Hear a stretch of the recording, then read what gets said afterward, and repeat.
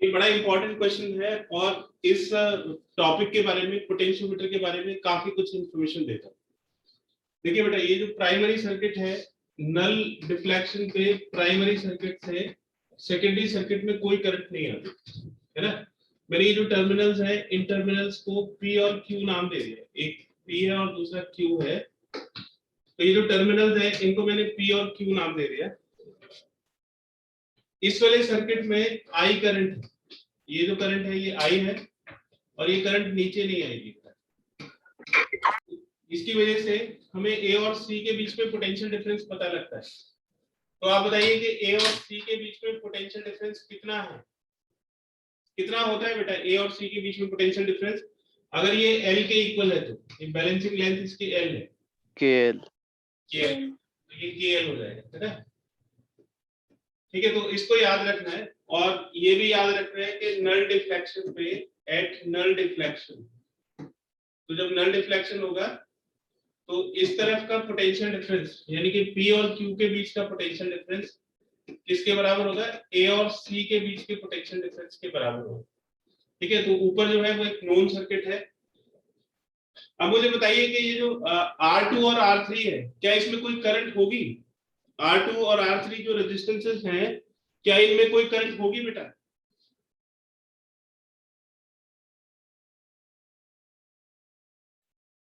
नहीं बोल रहे हो बेटा? ये जो R2 और R3 है, इसमें कोई करंट होगी क्या इस वाले सर्किट में? तो देखिए ये क्लोज सर्किट है बेटा, ये क्लोज सर्किट है, तो इसमें करंट ऐसे फ्लो करेगी, ये करंट ऐसे जाएगी, है ना। इस करंट को मैंने I डैश लिख दिया कि this current is I dash. ठीक है, तो P और Q के बीच का जो पोटेंशियल डिफरेंस है वो हम दो तरह से निकाल सकते हैं। P और Q के बीच का पोटेंशियल डिफरेंस, एक तो आप ये सेल के अक्रॉस जाके निकाल सकते हो, है ना। तो सेल के अक्रॉस इसका कितना हो जाएगा? -E2 या E माइनस IR होता है, सेल के अक्रॉस जो पोटेंशियल डिफरेंस होगा, ये पोटेंशियल ड्रॉप हम कैलकुलेट कर रहे हैं। तो ये हो जाएगा E2 को पॉजिटिव लेंगे और minus I dash into R2, ये पोटेंशियल डिफरेंस हो जाएगा। और अगर R3 के अक्रॉस निकालेंगे, अगर इसके अक्रॉस पोटेंशियल डिफरेंस निकालेंगे तो इसका दूसरा फॉर्मूला हो जाएगा I डैश इनटू R3, और ये दोनों इक्वल होंगे। तो आप सेल के अक्रॉस जाके भी P और Q यानी कि इस वाले रूट से जाके P और Q के बीच में निकाल सकते हो, और इस वाले रूट से भी जाके P और Q के बीच में पोटेंशियल डिफरेंस निकाल सकते हो। ठीक है, यहां तक ये इसका एक जनरल ऑब्जर्वेशन है। अब देखिए इस क्वेश्चन को करते हैं। अगर हम R1 को इंक्रीज करेंगे तो किस पे फर्क पड़ेगा बेटा? अगर हम R1 को इंक्रीज करते हैं तो किस वैल्यू पे फर्क पड़ेगा?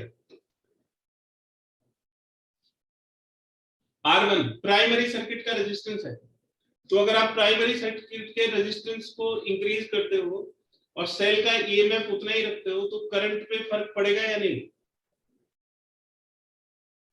गलत होने से मत घबराइए बेटा, बोलिए। अगर आप रेजिस्टेंस को इंक्रीज करते हो तो करंट पे क्या फर्क पड़ेगा? कम हो जाएगा सर।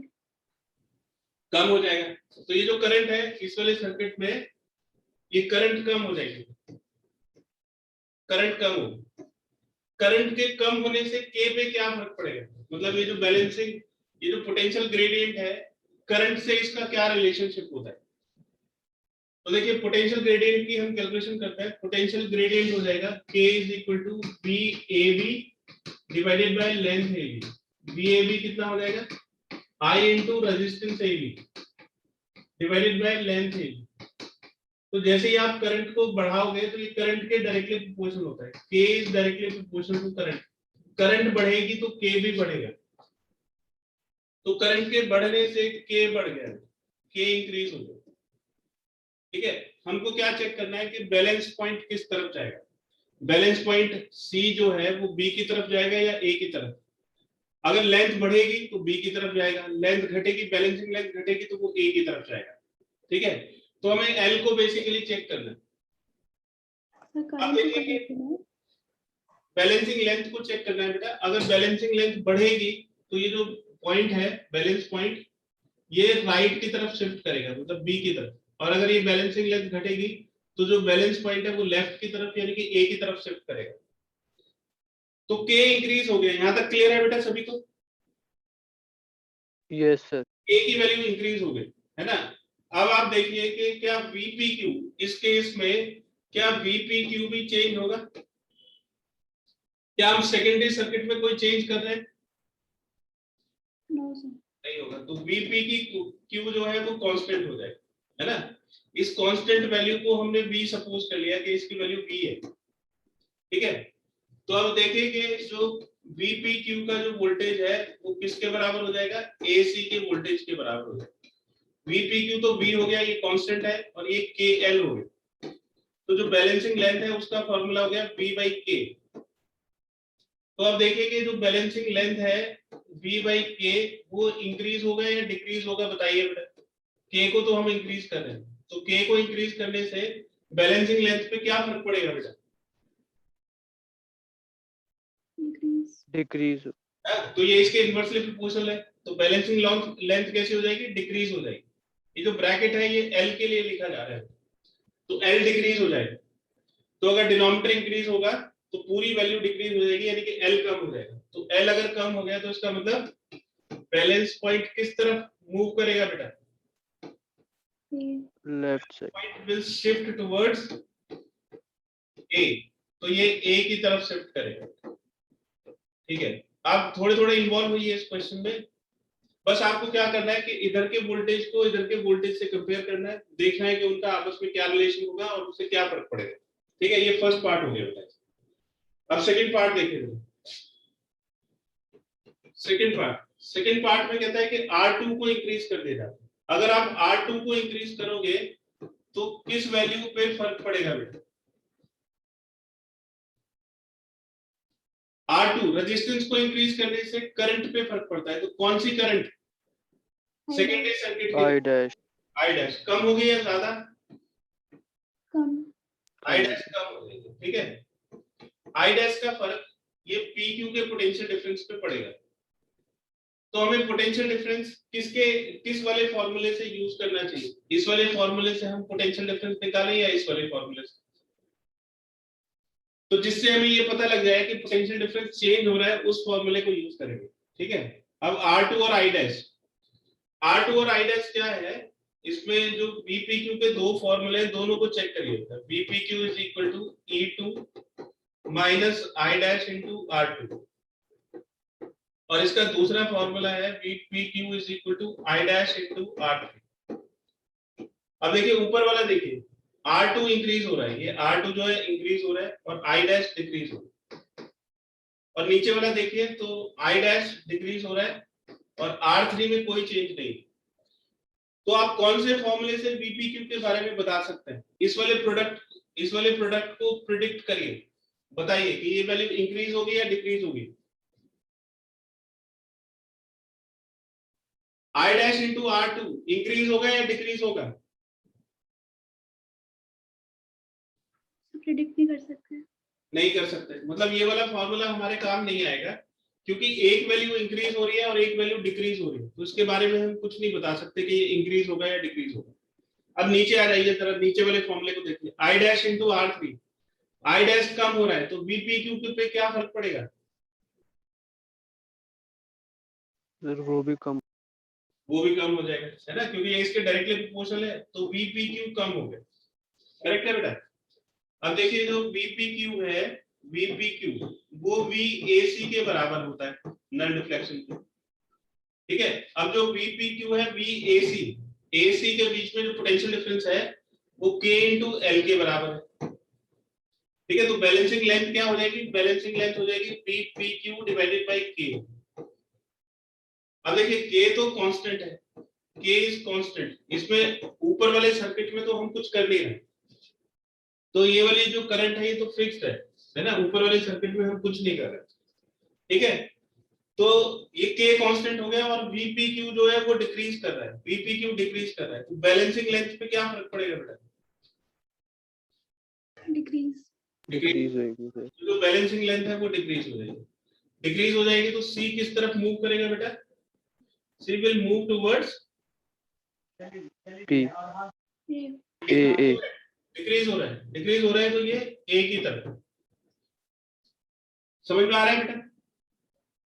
Yes sir. ठीक है, अब इसको सोच के करिए, इसको नोट करिए बेटा, फिर क्वेश्चन इसका जो थर्ड पार्ट है उसको। ठीक है, हमने R3 को इंक्रीज किया तो I डैश डिक्रीज हो गया। I डैश के डिक्रीज होने पे जो पोटेंशियल डिफरेंस है VPQ, कौन से वाले फॉर्मूले से हम VPQ कैलकुलेट करें? इसके लिए हमारे पास दो फॉर्मूले हैं, एक तो E2 dash minus I dash R2 है और दूसरा फॉर्मूला है VPQ is equal to I dash into R3। ये देखो I डैश कम हो रहा है, R3 ज्यादा हो रहा है ना, और इसमें I डैश कम हो रहा है। ठीक है, तो आप बताइए कि कौन से फॉर्मूले से हम VPQ के बारे में बता सकते हैं? ऊपर वाला फॉर्मूला सर फर्स्ट वाला। ना, इसमें तो ये दोनों का प्रोडक्ट है, हम इसको प्रोडक्ट कर ही नहीं पाएंगे, तो ये वाला फॉर्मूला हमारे काम का नहीं। अगर I डैश कम हो रहा है तो VPQ बढ़ेगा या घटेगा बेटा? VPQ के बारे में बताइए। अगर हम I डैश को डिक्रीज कर रहे हैं तो सर बढ़ेगा। बढ़ेगा, कम चीज को माइनस करोगे तो ज्यादा रिजल्ट बचेगा। ये जो प्रोडक्ट है ये डिक्रीज करेगा और कम चीज E2 में से माइनस होगी तो VPQ बचेगा जो कि ज्यादा होगा पहले से, तो ये VPQ इंक्रीज कर रहा है ना। अभी जो VPQ है वो VAC के बराबर है, VPQ is equal to VAC is equal to KL, है ना। तो जो L है वो VPQ डिवाइडेड बाय K के इक्वल हो जाएगा। अब K तो कांस्टेंट है और जो VPQ है वो इंक्रीज हो रहा है, तो VPQ के इंक्रीज होने से बैलेंसिंग लेंथ पे क्या फर्क पड़ेगा? इंक्रीज होगी। तो ये इंक्रीज हो जाएगा। तो अगर ये बैलेंसिंग लेंथ इंक्रीज होगी तो जो C पॉइंट है वो किस तरफ मूव करेगा? A की तरफ, B की तरफ। तो C will move towards B, तो C B की तरफ मूव करेगा। ठीक है, तो देखिए यहाँ ऐसे लग रहा है जैसे R2 और R3 का बिहेवियर एक जैसा है, लेकिन एक जैसा नहीं। R2 को अगर हम इंक्रीज कर रहे हैं तो बैलेंसिंग लेंथ कम हो रही, और R3 को इंक्रीज कर रहे हैं तो बैलेंसिंग लेंथ इंक्रीज हो रही। ठीक है, R4 के बारे में बताइए बेटा। R4 को अगर इंक्रीज करेंगे तो क्या होगा?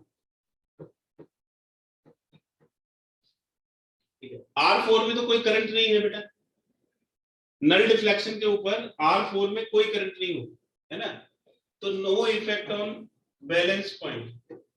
तो बैलेंस पॉइंट पे कोई इफेक्ट नहीं पड़ेगा क्योंकि उसमें तो कोई करंट ही नहीं है, रेजिस्टेंस के बढ़ने से कोई फर्क नहीं पड़ेगा। ठीक है, तो इसमें एक क्वेश्चन पूछा जाता है कि अगर कोई फर्क ही नहीं पड़ रहा तो R4 को क्यों लगाया जाता है ना। तो why R4 is used, इसी में मैं लिख देता हूं कि फिर R4 को क्यों यूज किया जाता है। Then why R4 is used, तो फिर हम R4 को क्यों यूज कर रहे हैं? अगर इससे कोई फर्क ही नहीं पड़ने वाला है तो R4 को यूज करने का क्या मतलब है? देखिए, जो गैल्वेनोमीटर है आप उससे नल डिफ्लेक्शन ढूंढते हैं, लेकिन ऐसा तो नहीं है कि आपको अचानक से नल डिफ्लेक्शन मिल जाता है। आप उसको पोटेंशियोमीटर वायर के ऊपर चेक करते हैं कि कहां पे आपको नल डिफ्लेक्शन मिलेगा। जब तक नल डिफ्लेक्शन नहीं मिलेगा तब तक तो उसमें करंट होगी, उसी के लिए R4 का यूज किया जाता है। तो it is used for safety of galvanometer. Galvanometer में स्मॉल करंट होना चाहिए, वो लार्ज करंट को नहीं झेल सकता। ठीक है, वो खराब हो जाएगा, उसकी कॉपर की जो कॉइल होती है वो गल जाएगी। तो ये गैल्वेनोमीटर की सेफ्टी के लिए यूज किया जाता है। अनटिल, सेफ्टी किससे? Safety from large current, from large currents until balance point is found, until balance point is found। तो इसलिए R4 को यूज किया जाता है।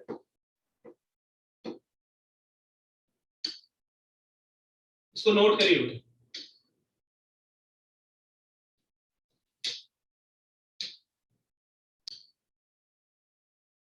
तो अगर हम E1 को इंक्रीज करेंगे, सेल की वोल्टेज बढ़ेगी तो करंट बढ़ेगी, करंट बढ़ेगी, ये I तक बढ़ेगी, I डैश नहीं, ऊपर वाले सर्किट यानी कि प्राइमरी सर्किट की करंट इंक्रीज हो जाएगी, जिससे कि पोटेंशियल ग्रेडियंट इंक्रीज हो जाएगी। ये हम पहले ही बता चुके हैं कि जो करंट है वो पोटेंशियल ग्रेडियंट के डायरेक्टली प्रोपोर्शनल होता है।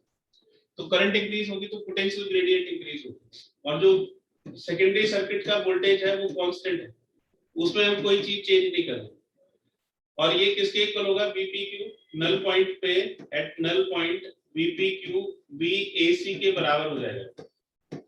VPQ is equal to VAC, और VAC तो KL के इक्वल, तो बैलेंसिंग लेंथ क्या हो जाएगी, VPQ डिवाइडेड बाय K, और K इंक्रीज हो रहा है तो K के इंक्रीज होने से बैलेंसिंग लेंथ डिक्रीज हो जाएगी, और जो C पॉइंट है वो A की तरफ मूव करेगा।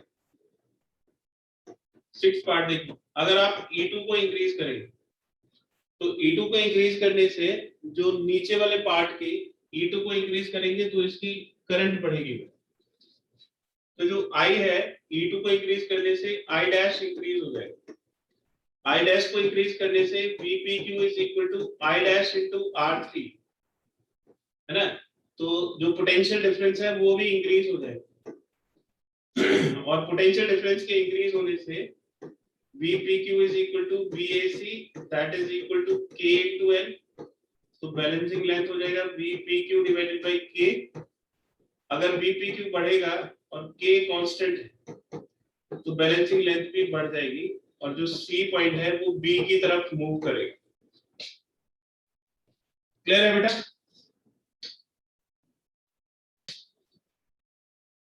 ये जो फर्स्ट कॉम्बिनेशन है इसमें E1 और E2 किस तरह से कनेक्टेड है बेटा? E1 और E2 ये सीरीज है या एंटी सीरीज है? तो फर्स्ट कॉम्बिनेशन में एंटी सीरीज है, तो फर्स्ट कॉम्बिनेशन में नेट ईएमएफ किसके बराबर हो जाएगा? E1 minus E2. E1 minus E2, और बाय प्रिंसिपल ऑफ पोटेंशियोमीटर इसमें बैलेंसिंग लेंथ कितनी आ रही है बेटा? फर्स्ट कॉम्बिनेशन में बैलेंसिंग लेंथ कितनी है? 250 सेंटीमीटर। तो ये जो नेट ईएमएफ है ये 250 सेंटीमीटर पे बैलेंस होगा, तो ये 250 into K के इक्वल हो जाएगा। ये फर्स्ट इक्वेशन बात है, ठीक है। अब सेकंड कॉम्बिनेशन पे आइए बेटा। सेकंड कॉम्बिनेशन में जो सेल्स हैं वो किस तरह से कनेक्टेड है बेटा? पोलैरिटी सेम है ना, ये पॉजिटिव और पॉजिटिव आपस में कनेक्टेड है, तो दोनों की पोलैरिटी सेम है। तो सेकंड कॉम्बिनेशन के लिए जो नेट ईएमएफ है वो E1 plus E2 के बराबर हो जाएगा। तो by principle of potentiometer E1 plus E2 कितने सेंटीमीटर पे बैलेंस हो रहा है बेटा? 400। तो ये 400 टाइम्स K हो जाएगा। ये इक्वेशन नंबर 2।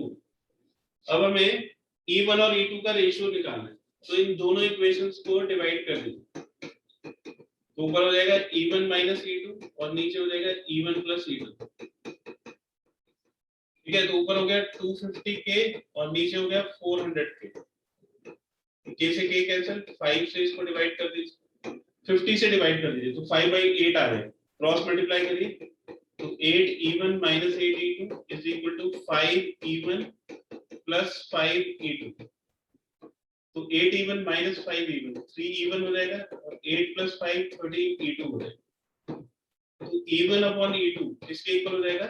13:3 के इक्वल हो जाएगा, ठीक है। तो E1 upon E2 की वैल्यू 13/3 हो जाएगी। अब इसमें एक क्वेश्चन और बढ़ाते हैं, इसमें एक और क्वेश्चन बढ़ाते हैं, find balancing length for E1 only.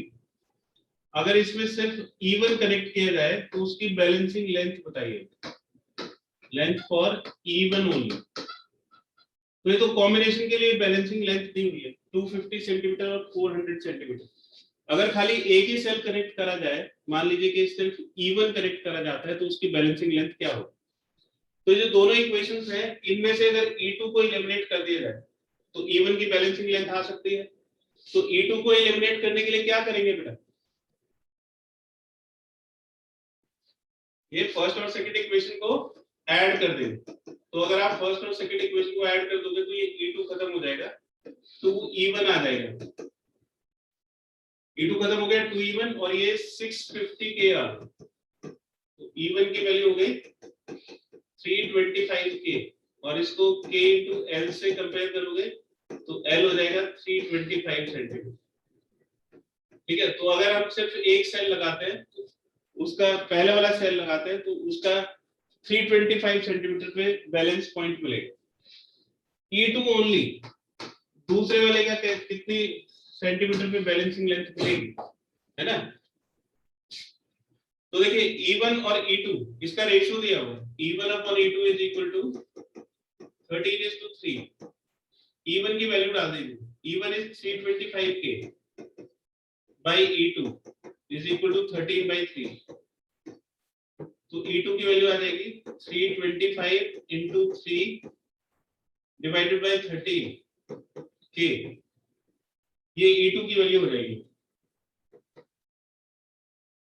इसको डिवाइड करिए तो ये 25 आ जाएगा, तो 75K। इसको K इंटू L डैश से कंपेयर करिए तो L डैश की वैल्यू 75 सेंटीमीटर आ गई। ठीक है, तो अगर खाली फर्स्ट सेल को कनेक्ट करते हैं तो 325 सेंटीमीटर पे बैलेंस होगा, और अगर खाली सेकंड सेल को कनेक्ट करते हैं तो 75 सेंटीमीटर पे बैलेंस होगा। क्लियर है बेटा, नोट करिए बेटा इसको, बड़ा इंपॉर्टेंट क्वेश्चन है। The length of the potentiometer wire is 600 centimeter and it carries a current of 440 milliampere। देखिए एक पोटेंशियोमीटर वायर है और ये पोटेंशियोमीटर वायर ए बी, इसकी लेंथ दे रखी है 600 सेंटीमीटर। इसके ऊपर प्राइमरी सर्किट होगा, ठीक है। तो अगर आपको इसकी करंट पता है तो ऊपर क्या है उससे मतलब नहीं है ना। इसकी जो करंट है वो 40 मिली एम्पियर दी हुई। 40 मिली एम्पियर का मतलब हो गया 40 इंटू 10⁻³ एम्पियर। ठीक है, ये सिचुएशन दे रखी है। For a cell of EMF 2 volt and internal resistance 10 ohm, the null point is found to be at 500 centimetre. तो यहाँ पे एक सेल को कनेक्ट कर दिया जाता है। इस सेल का वोल्टेज 2 वोल्ट है और ईएमएफ इंटरनल रेजिस्टेंस 10 ओम, और इसका जो नल पॉइंट है वो 500 सेंटीमीटर पे मिलता है, मतलब ये 500 सेंटीमीटर। तो इसका मतलब ये जो वोल्टेज है ये 500 सेंटीमीटर पे बैलेंस हो गई। तो ये जो सी पॉइंट है, मतलब जॉकी का जो पॉइंट है और ये जो पॉइंट है ना, तो पोटेंशियोमीटर से ये जो E है ये किसके इक्वल हो जाएगा, K इंटू L के बराबर हो जाएगा, है ना। तो इसमें हमने पोटेंशियोमीटर का प्रिंसिपल लगा दिया है, E is equal to KL। E 2 volt है और K हमें पता नहीं है, और इसकी जो बैलेंसिंग लेंथ है वो 500 सेंटीमीटर है। तो K की वैल्यू हो जाएगी 2/500 वोल्ट पर सेंटीमीटर। ठीक है, तो जो पहली इंफॉर्मेशन है उससे हमें K मिल गया है ना। तो बड़ा आसान सा हमने प्रिंसिपल लगा दिया पोटेंशियोमीटर का कि E is equal to KL और K की वैल्यू मिल गई। फिर इसने क्या किया कि for a cell of this the point is this, if the voltmeter is connected across the cell, फिर इसने सेल के अक्रॉस एक वोल्टमीटर लगा दिया। वोल्टमीटर को पैरेलल में कनेक्ट किया जाता है, तो ये वोल्टमीटर लगा दिया। वोल्टमीटर क्या होता है, वोल्टमीटर एक हाई रेजिस्टेंस होता है, तो वोल्टमीटर के रेजिस्टेंस को हमने RV से डिनोट किया। तो वोल्टमीटर कुछ नहीं है, वोल्टमीटर सिर्फ एक रेजिस्टेंस है। तो यहाँ पे आपने एक रेजिस्टेंस कनेक्ट कर दिया, और ऐसे हमने अब कम से कम 3-4 क्वेश्चन ऐसे कर लिए हैं जब ये सेकेंडरी सर्किट में एक और सर्किट कनेक्टेड होता है ना, उसमें अपनी एक करंट फ्लो होने लगती है। तो जब इसमें करंट फ्लो होने लगेगी तो ये इस वाले P और Q के बीच में जो पोटेंशियल डिफरेंस है वो अब E के इक्वल नहीं रहेगा, है ना। तो जब तक इसमें करंट नहीं थी, नल डिफ्लेक्शन, सिंगल वायर था, नल डिफ्लेक्शन शो कर रहा था, इसमें कोई करंट नहीं थी, तब तो ये ईएमएफ को डिनोट कर रहा था। लेकिन अब जब इसमें वोल्टमीटर कनेक्ट हो जाएगा, आफ्टर कनेक्टिंग वोल्टमीटर, तो अब ये ईएमएफ को मेजर नहीं करेगा। ये किसको मेजर करेगा, टर्मिनल पोटेंशियल डिफरेंस को, V को, है ना। और ये कहता है कि इसकी जो रीडिंग है वो डिक्रीज हो जाती है 10 सेंटीमीटर से। मतलब ये जो पहले 500 सेंटीमीटर पे मिल रहा था आपको, अब ये 490 सेंटीमीटर पे मिलेगा। ठीक है, तो ये V किसके बराबर हो जाएगा, K इंटू L के बराबर हो जाएगा। V क्या है, टर्मिनल पोटेंशियल डिफरेंस है। V is potential difference across cell. अब ये सेल का ईएमएफ नहीं है, ये पोटेंशियल डिफरेंस अक्रॉस सेल है, और ये K इंटू L के बराबर हो जाएगा। एक्चुअली L डैश के इक्वल हो जाएगा, इसको हमने L डैश लिख दिया, ये L है 500 से। K की वैल्यू तो हमने ऑलरेडी निकाली हुई है 2/500, और जो L डैश है किसके बराबर है, 490 सेंटीमीटर के इक्वल, यानी कि 10 सेंटीमीटर डिक्रीज होने के बाद उसकी जो बैलेंसिंग लेंथ है वो 490 सेंटीमीटर बचेगी। अच्छा, जो वोल्ट मीटर है वो क्या चीज बताएगा आपको? वोल्ट मीटर की जो रीडिंग है वो, ये वोल्ट मीटर पी और क्यू के बीच का पोटेंशियल डिफरेंस बताएगा। पी और क्यू के बीच का पोटेंशियल डिफरेंस आ जाएगा K इंटू एल डैश। इसको सॉल्व करिए तो इसको अगर हम 2 से ऊपर नीचे मल्टीप्लाई कर दें तो डिवीजन आसान हो जाएगा, ठीक है, क्योंकि नीचे 1000 आ जाएगा तो डिवीजन सिंपल हो जाएगा। ये 0 कैंसिल हो गए, 4 नीचे आ जाएगा 100 और ऊपर आ जाएगा 49 4 जा 196, तो 196 बाई 100 यानी कि 1.96 वोल्ट आ जाएगा। तो वोल्ट मीटर की रीडिंग हो गई 1.96 वोल्ट। अब इसका थर्ड पार्ट देखिए बेटा, रेजिस्टेंस ऑफ वोल्ट मीटर बताना है, ये एक्सटर्नल रेजिस्टेंस बताना है। एक्सटर्नल रेजिस्टेंस का यूज हम इंटरनल रेजिस्टेंस को कैलकुलेट करने के लिए करते हैं। तो जब एक्सटर्नल रेजिस्टेंस की हेल्प से इंटरनल रेजिस्टेंस कैलकुलेट हो जाता है तो इंटरनल रेजिस्टेंस की हेल्प से एक्सटर्नल रेजिस्टेंस भी कैलकुलेट हो जाएगा। इनका आपस में क्या रिलेशन होता है? इनका आपस में रिलेशन होता है कि जो रेजिस्टेंस है वो E upon V minus 1 into capital R के इक्वल होता है, ठीक है। तो स्मॉल r की वैल्यू तो 10 हो गई, E किसके इक्वल हो जाएगा? K इंटू एल के इक्वल, और V किसके इक्वल हो जाएगा? K into L dash. आप डायरेक्टली ये वाला फॉर्मूला भी लगा सकते हो, L1 upon L2 minus 1 into R, या इसको शो भी कर सकते हैं। तो जो ओरिजिनल लेंथ थी वो 500 सेंटीमीटर थी, बाद वाली length 490 centimetre minus 1 into capital R। तो इस इक्वेशन को सॉल्व करके हम R की वैल्यू कैलकुलेट कर सकते हैं। तो हो जाएगा 10 इज इक्वल टू 500 माइनस 490, 10 आ जाएगा डिवाइड बाय 490 इंटू R, ये 10 से 10 कैंसिल हो जाएगा तो R इज इक्वल टू 490 ओम, ठीक है। तो R क्या चीज है? इसका रेजिस्टेंस है। वोल्ट मीटर के रेजिस्टेंस को हम R यानी कि एक्सटर्नल रेजिस्टेंस से डिनोट करते हैं, तो जो इसका एक्सटर्नल रेजिस्टेंस है उसकी वैल्यू आ जाएगी 490 ओम।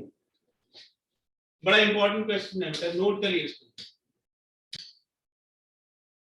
अब इसमें एक पार्ट बचा है बेटा, the resistance of whole wire, मतलब ये जो 600 सेंटीमीटर है इसका टोटल रेजिस्टेंस कितना होगा, तो पूरे वायर का कितना रेजिस्टेंस होगा उसको देखिए। ये जो वायर का करंट दी हुई है इससे हम ए बी के बीच में वोल्टेज कैलकुलेट कर सकते हैं। तो ए और बी के बीच में वोल्टेज हो जाएगा I into resistance of A B, ठीक है। वोल्टेज कैसे कैलकुलेट करेंगे हम? इसकी करंट दी हुई है और रेजिस्टेंस दी हुई है, इसका वोल्टेज कैलकुलेट करने का एक और फॉर्मूला होता है K into length A B. तो ए और बी के बीच की वोल्टेज इससे भी आ जाएगी। K हम ऑलरेडी निकाल चुके हैं, करंट दिया हुआ है, तो इससे ए बी का रेजिस्टेंस आ जाएगा। तो ए बी का रेजिस्टेंस क्या हो जाएगा? K into length A B divided by current. K की वैल्यू कितनी है? 2/500, 2 वोल्ट बाय 500 सेंटीमीटर, और ये लेंथ दे रखी है 600, और करंट होगी 40 मिली एम्पियर यानी कि 10⁻³ है, ठीक है। तो इतना रेजिस्टेंस आ जाएगा ओम में, ठीक। इसको सॉल्व करिए तो ये हो जाएगा, ये जीरोस कैंसिल हो जाएंगे, तो 12/5 और नीचे 40 हो जाएगा, और ये 10⁻³ ऊपर जाके 1000 आ जाएगा। ये 0 से 0 कैंसिल हो जाएगा, 2 2 जा 4 और ये 50, तो 600 डिवाइडेड बाय 10, 60 ओम इसका रेजिस्टेंस आ जाएगा। तो जो पूरा पोटेंशियोमीटर का वायर है उसका रेजिस्टेंस 60 ओम है। लास्ट क्वेश्चन है, AB is a 2 metre uniform wire of 20 ohm resistance. तो AB जो है उसका लेंथ दिया हुआ है, AB की लेंथ 2 मीटर है यानी कि 200 सेंटीमीटर, और उसका रेजिस्टेंस भी दे रखा है, resistance is 20 ohm. Potential gradient along AB के अलोंग पोटेंशियल ग्रेडियंट निकालना। तो पहले इसमें सर्किट में कितनी करंट है उसको कैलकुलेट कर लेते हैं। तो सर्किट की जो करंट है, प्राइमरी सर्किट की करंट, वो फॉर्मूला हो जाएगा E1 upon resistance of AB that is potentiometer wire, और जो वेरिएबल रेजिस्टेंस है उसको 30 ओम पे फिक्स करा। तो E1 की वैल्यू हो गई 4, AB का रेजिस्टेंस 20 प्लस 30, 4/50, यानी कि 8/100, तो 8/100 हो जाएगा 0.08 वोल्ट पर सेंटीमीटर, सॉरी एम्पियर, इतनी करंट आ गई बेटा एम्पियर, तो 0.08 एम्पियर हो गया। अब हम ए बी के अक्रॉस वोल्टेज निकाल सकते हैं। ए बी के अक्रॉस वोल्टेज हो जाएगा आई इंटू रेजिस्टेंस ए बी, पहले करंट कैलकुलेट कर लिया, फिर रेजिस्टेंस ए बी, तो ये आई हो गया 0.08 और रेजिस्टेंस हो गया 20 ओम, तो इतना वोल्टेज आ जाएगा। अब पोटेंशियल ग्रेडियंट निकालना है, तो ए बी की वोल्टेज को लेंथ से डिवाइड कर दो। ए बी की वोल्टेज 0.08 इंटू 20 और लेंथ ए बी हो गया 200 सेंटीमीटर, तो ये 2 से 10 टाइम्स ये 0.008 वोल्ट पर सेंटीमीटर आ जाएगा। ये पोटेंशियल ग्रेडियंट आ गया। और इस डायग्राम में पूछा length AO of the wire, तो ये जो वायर की AO की लेंथ है इसकी वैल्यू बतानी है, यानी कि बैलेंसिंग लेंथ कैलकुलेट करना है, ठीक है। और यहाँ पे ये टर्मिनल जो है P और Q, इसकी वोल्टेज को हम AO की वोल्टेज से बैलेंस करेंगे। ये सेकेंडरी सर्किट कंप्लीट है, ये वाला सर्किट कंप्लीट है, तो उसमें एक करंट फ्लो करेगी, है ना, तो इसमें एक करंट इस तरह से फ्लो करेगी, ऐसे ये करंट फ्लो करेगी,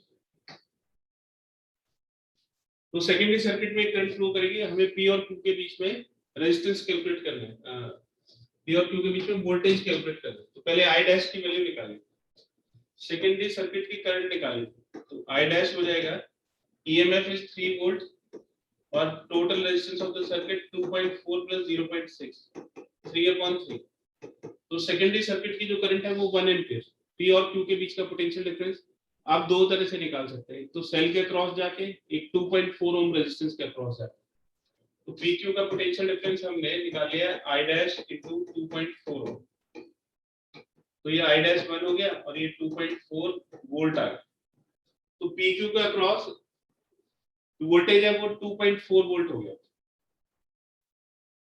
ठीक है। अब इसको लेंथ AO पूछा है उसने, तो नल डिफ्लेक्शन जब इसको मिलेगा एट नल डिफ्लेक्शन, तो PQ और AO का पोटेंशियल डिफरेंस इक्वल होगा।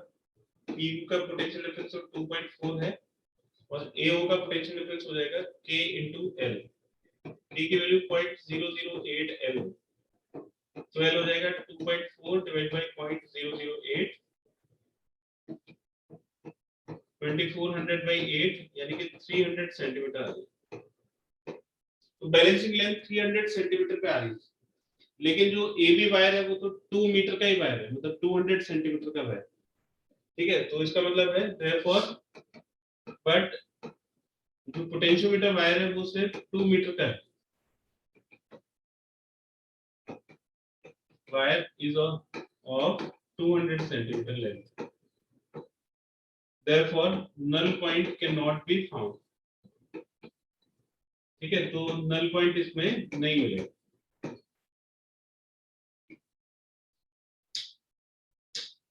नेक्स्ट टॉपिक,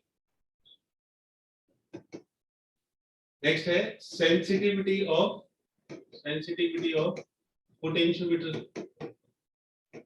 देखिए पोटेंशियोमीटर एक स्केल है ना, और स्केल की सेंसिटिविटी से क्या मतलब होता है उसको देखेंगे। पहले मैं आपको सेंसिटिविटी समझाता हूँ क्या होता है। जैसे सपोज करिए कि एक स्केल है और इसमें 1 सेंटीमीटर के मार्क लगे हुए, ये स्केल 1 है। एक दूसरा स्केल आपको मिला है जिसमें 1 सेंटीमीटर के मार्क तो लगे ही हुए हैं और उसके भी 10 पार्ट हो रखे, ऐसे 10 पार्ट हो रखे, यानी कि आप इसमें 1 मिलीमीटर तक मेजर कर सकते हैं। तो मेरा क्वेश्चन आपसे ये है कि इन दोनों स्केल में कौन सा स्केल ज्यादा सेंसिटिव है? सेकंड। Sir second one. तो सेंसिटिविटी का मतलब तो आप अच्छी तरह से समझते हैं, जिसमें प्रिसीजन ज्यादा होता है, मतलब जिसका लीस्ट काउंट मिनिमम होता है वो ज्यादा सेंसिटिव होता है ना। तो इसका जो लीस्ट काउंट है वो 1 सेंटीमीटर है, यानी कि इसमें से जो मेजरमेंट होगा वो ज्यादा प्रिसाइज होगा, ठीक है। तो आप छोटे से छोटा मेजरमेंट इससे कर सकते हैं, तो S2 ज्यादा सेंसिटिव, ठीक है। अब मैं आपको एक और एग्जांपल पूछता हूँ।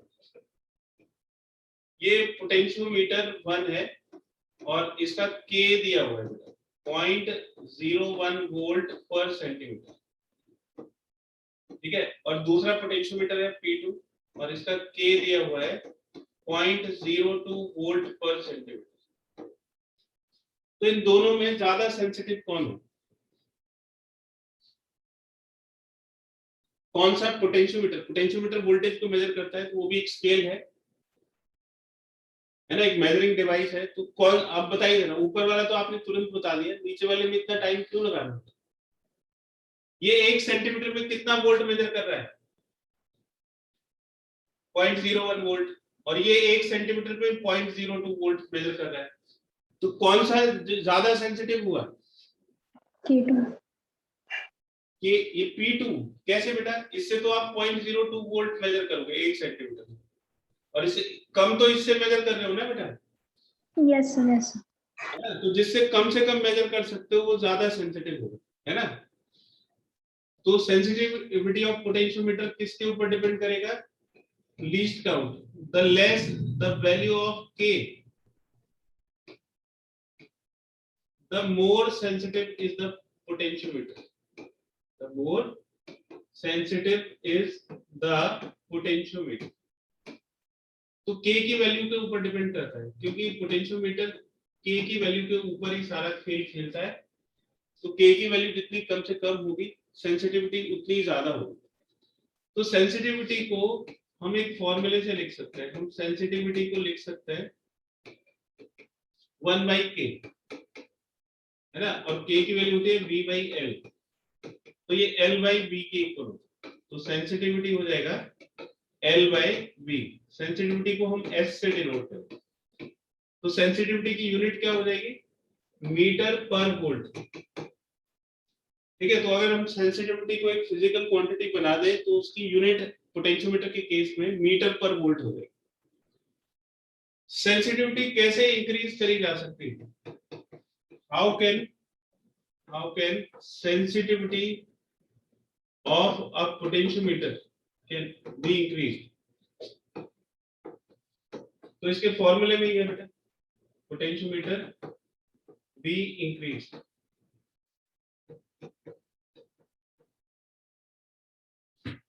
ठीक है। तो पोटेंशियोमीटर की सेंसिटिविटी को हम कैसे इंक्रीज कर सकते हैं? इसका आंसर है सेंसिटिविटी लेंथ के डायरेक्टली प्रोपोर्शनल होती है। By increasing the length of potentiometer wire, length of potentiometer wire. तो अगर हम पोटेंशियोमीटर वायर की लेंथ बढ़ा दें और कुछ चीज चेंज ना करें, प्राइमरी सर्किट वही रखें, बस उसकी लेंथ इंक्रीज कर दें पोटेंशियोमीटर वायर की, तो लेंथ की इंक्रीज करने से K कम हो जाएगा और K के कम होने की वजह से उसकी सेंसिटिविटी बढ़ जाएगी। देखिए जरा इसके प्राइमरी सर्किट को, ये इसका प्राइमरी सर्किट है ना, ये वेरिएबल रेजिस्टेंस है और यहाँ पे आपने ये A भी, ठीक है। तो इसकी वोल्टेज जो भी कुछ होगी उसको अगर हम लेंथ बढ़ा दें, इसको तो हम चेंज नहीं कर रहे हैं, तो इसकी लेंथ बढ़ा दी हमने यहाँ पे एक ब्रास का एक टुकड़ा लगाया और उससे लेंथ को डबल कर दिया, फिर एक ब्रास का टुकड़ा इधर लगाया, फिर लेंथ को ऐसे, फिर ऐसे। तो आप इसको कितने भी टाइम्स फोल्ड कर सकते हो, मतलब 4 गुनी, ये 4 मीटर, 7 मीटर, 8 मीटर, इस तरह से इसकी लेंथ बढ़ा सकते हो और लेंथ बढ़ाने से इसकी सेंसिटिविटी बढ़ जाएगी, ठीक है। इस वाले रेजिस्टेंस को बढ़ाने से क्या होगा? अगर हम ये वेरिएबल रेजिस्टेंस को इंक्रीज करते हैं तो करंट कम हो जाएगी, उससे भी K कम हो जाएगा, है ना। करंट कम होगी तो वोल्टेज कम होगा और वोल्टेज कम होगा तो K कम हो जाएगा। तो दूसरा तरीका हम ये भी रख सकते हैं, by increasing the resistance, by increasing the variable resistance. तो हम वेरिएबल रेजिस्टेंस को बढ़ा के भी सेंसिटिविटी बढ़ा सकते हैं, है ना।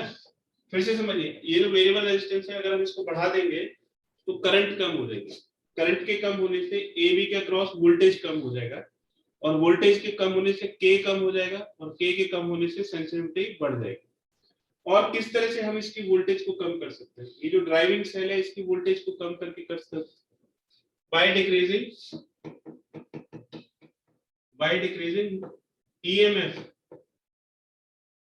EMF of primary cell. तो जो प्राइमरी सेल है, प्राइमरी या ऑक्सिलरी सेल, तो जो ऑक्सिलरी सेल है मतलब जिसकी हम हेल्प से मेजरमेंट करेंगे, उसकी वोल्टेज को यानी कि उसकी ईएमएफ को डिक्रीज करके भी हम वोल्टेज को कम कर सकते हैं, यानी कि के को कम कर सकते हैं, तो सेंसिटिविटी बढ़ जाएगी। क्लियर है बेटा? तो ये तरीके हैं इसको बढ़ाने के, इसको नोट करिए, ये बड़ा इंपॉर्टेंट टॉपिक है, ये पूछा जाएगा आज 4 सालों से, ये बड़ा पॉपुलर क्वेश्चन हो गया है ना। तो इसमें एक टॉपिक है one sided deflection, one sided deflection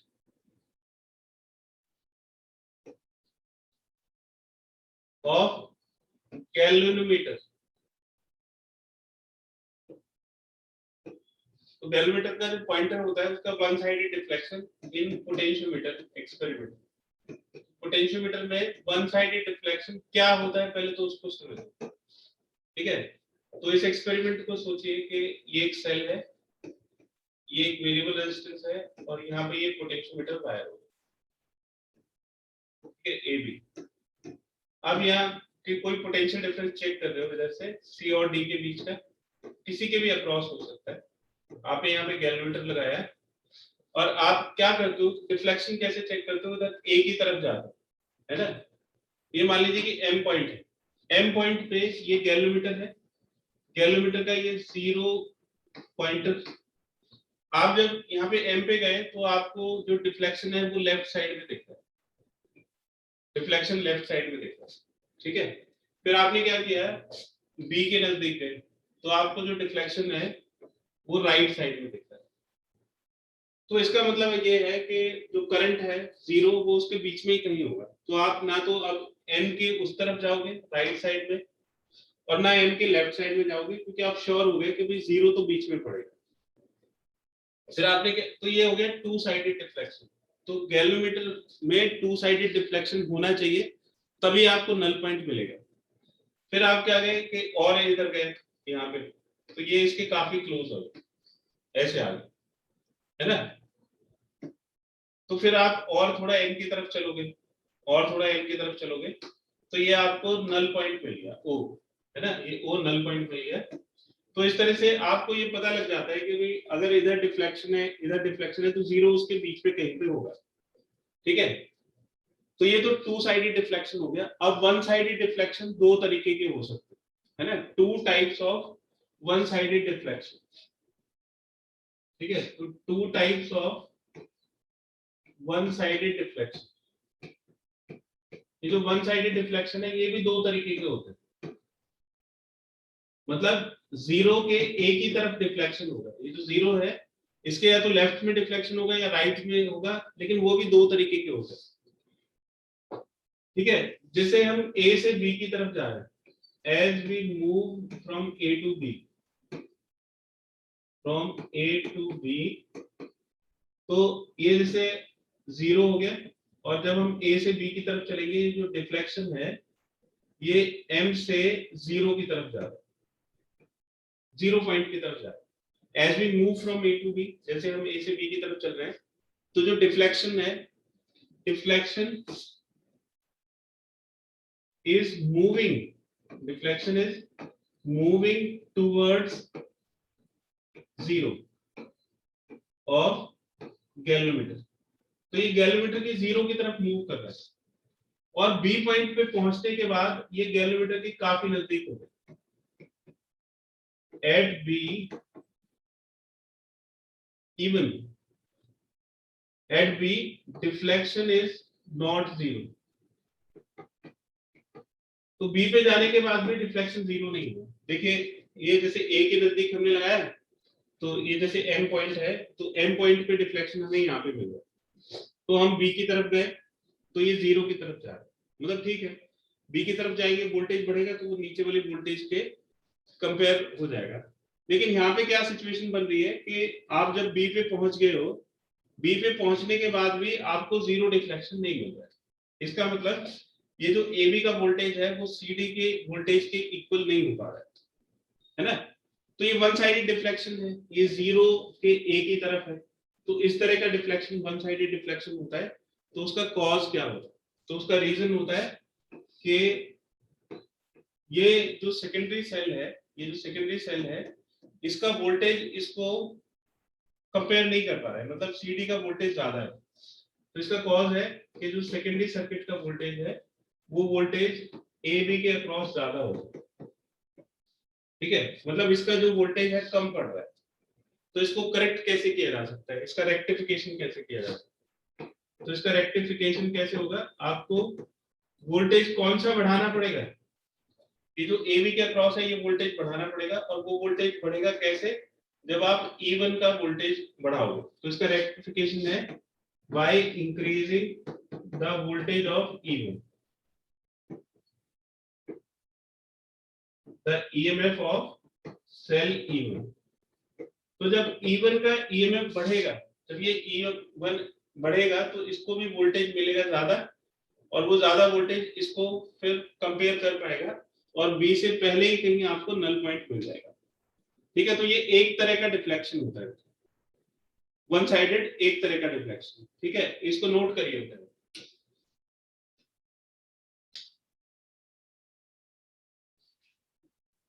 second type of one sided deflection.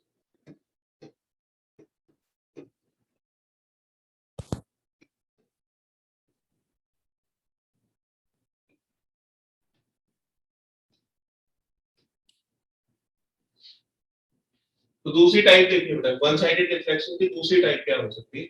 ये टाइप इस तरह की होती है कि जो गैल्वेनोमीटर है ये इसका जीरो डिफ्लेक्शन है।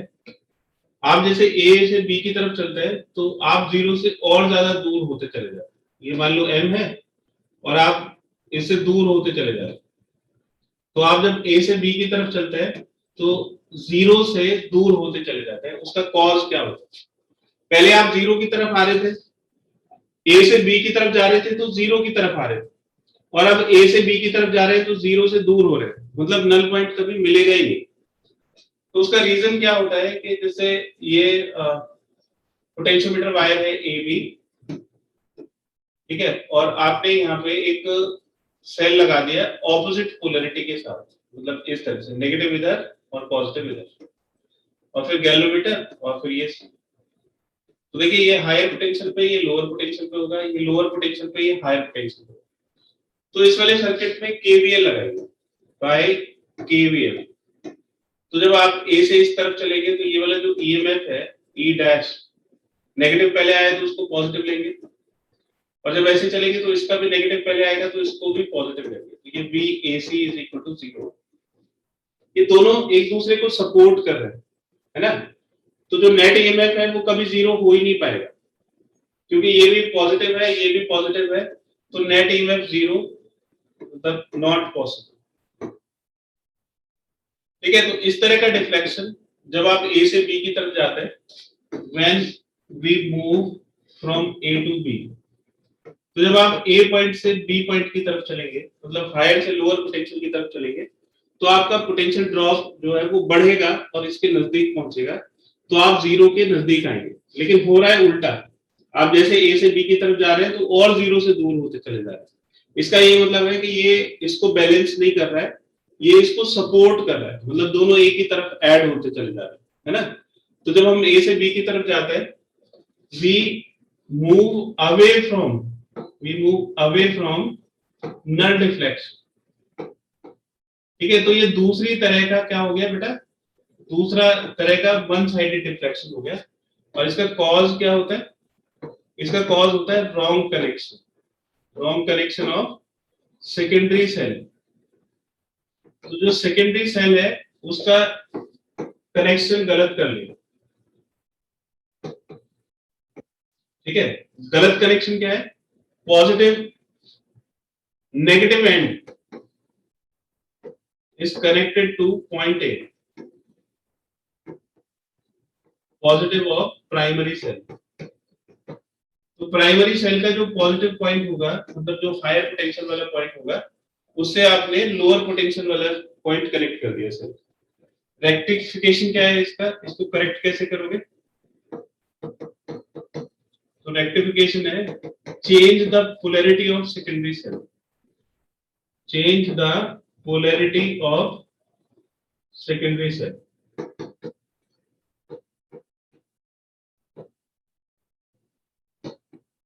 ठीक है, तो जो सेकेंडरी सेल है उसकी पोलैरिटी को चेंज कर दीजिए तो इसका करेक्शन हो जाएगा।